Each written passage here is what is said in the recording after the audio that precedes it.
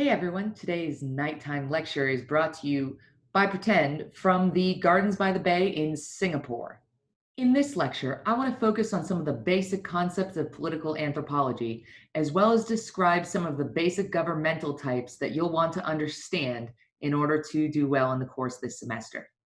So, I'm a political anthropologist, and that means that I study the ways that communities, and that can be everything from the family or the local group all the way up to nation states, make decisions, deal with power, settle disputes, select leadership, and pretty much go about their collective or social lives in what you would consider a political way. Basically, I am interested in power, who has it, what they do to maintain it, and how they wield it over others. So then what's power? Power is the ability to control or influence others. I like to use Machiavelli's definition. He's the philosopher who wrote The Prince, which is really where we get our ideas about political power and charismatic leadership.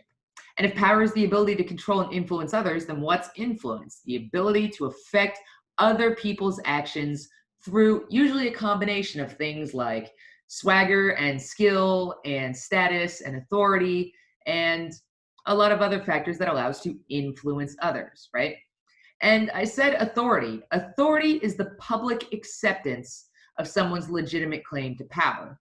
So, for example, I have authority over you as your professor because you've paid the university to have someone teach you things, and the university has given me the power and authority to do that because I have a particular degree that conveys an expertise on me, and that means that I have an authority in a particular topic, in this case, anthropology.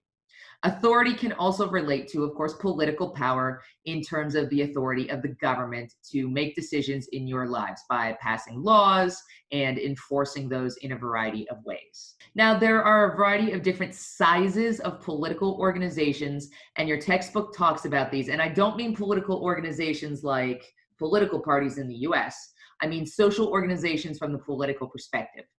The smallest of these, obviously, is the family, but beyond that are bands. And bands are groups of people held together informally, usually based on kinship ties. These are pretty rare today, right? The next one up is clan. And a clan is a collection of bands or family units that tie themselves together, and they usually have a totem or a crest or a symbol.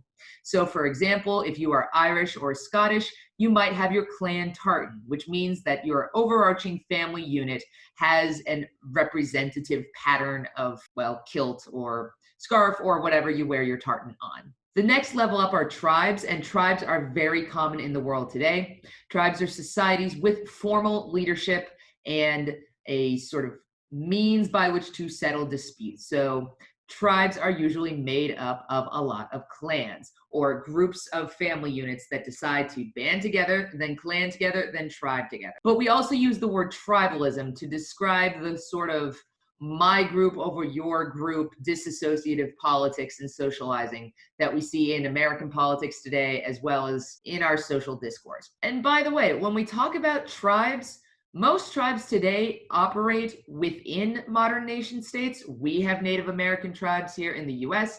Canada has First Nation tribes. Most of South and Latin America has tribes. Large parts of the Middle East are still heavily tribally based. So tribes still very much matter. You might think of this as kind of an antiquated idea, but that's really sort of a misconception.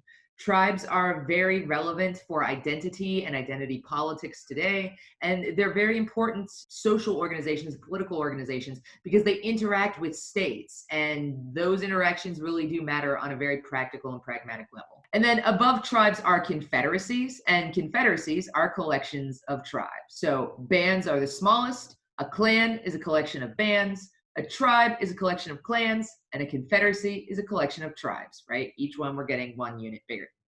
And confederacies have groups with independent leadership, but they have a larger, higher shared level of leadership for shared concern. The United Arab Emirates, one of those countries out in the Middle East, is actually a confederacy. It is a collection of principalities that all rule together in a confederacy because they have shared common interests. By the way, when I say a state or a country, what am I talking about? This is a sovereign territory It has internationally recognized borders. That means it's recognized by the United Nations. And it has a single government which is allowed to use force within those borders. That's a state. And the synonym for state, for the intents and purposes of this course, is a country. That's not quite the same as a nation. A nation is a group of people with a shared identity that feels like they're a coherent community. It's not the same as a state. So like a state is a political body, whereas a nation is a social unit. And sometimes we conflate them, the nation state, but that's because we're using nation to describe a type of state. It's not because nation and state are synonyms.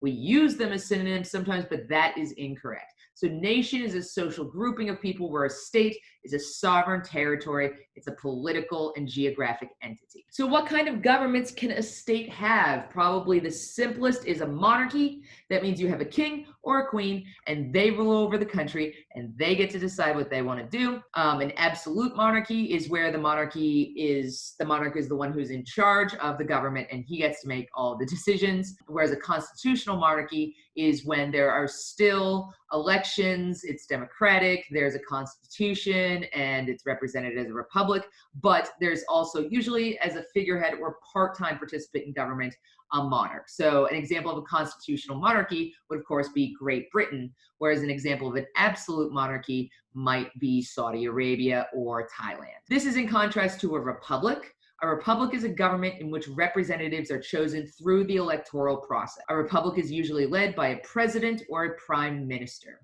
So it's entirely possible for countries to move from one of these to the other. Monarchies, for example, can decide that they want to open up elections and become constitutional monarchs who are highly symbolic, and instead just have their country be an open republic. This is kind of what the process that's going on right now in Morocco. On the other hand, you can have a democratically elected president who decides to put his daughter in charge after him so that his presidency can continue. That would then turn that country into a monarchy. But certainly in the first half of the 20th century and the 19th century, empires were major political units. And they were states that expanded their territory through conquest or political treaties. And usually this was done through the process of colonies. So there was a period in which the sun never set on the British Empire because there were territories which belonged to Britain from sea to shining sea all across the world. There are other governmental forms as well. I talked a little bit about democracy in a way. Democracies are when people have a say in voting. So democracies and republics go together very well, although they are not synonyms. So in the United States, we live in a democratic republic. We are both a democracy and a republic. On some issues, we are directly democratic through the process of referendums, but in other cases, we are a republic where we vote for our representatives, such as our House members or our senators or our president, and then they're the ones who make decisions. There are also governments known as theocracies, and this is when religious leaders actually run the government for the people, and these religious leaders enact policy based on their divine will, based on either the rule of God or based on the authority invested in these political leaders by God himself. So for example, Iran is a theocracy, which means that religious leaders are the ones actually in charge of politics in Iran. All right, thanks for making it through that vocab. Make sure you check out all of the other lectures and videos on this week's modules. Thank you so much for listening.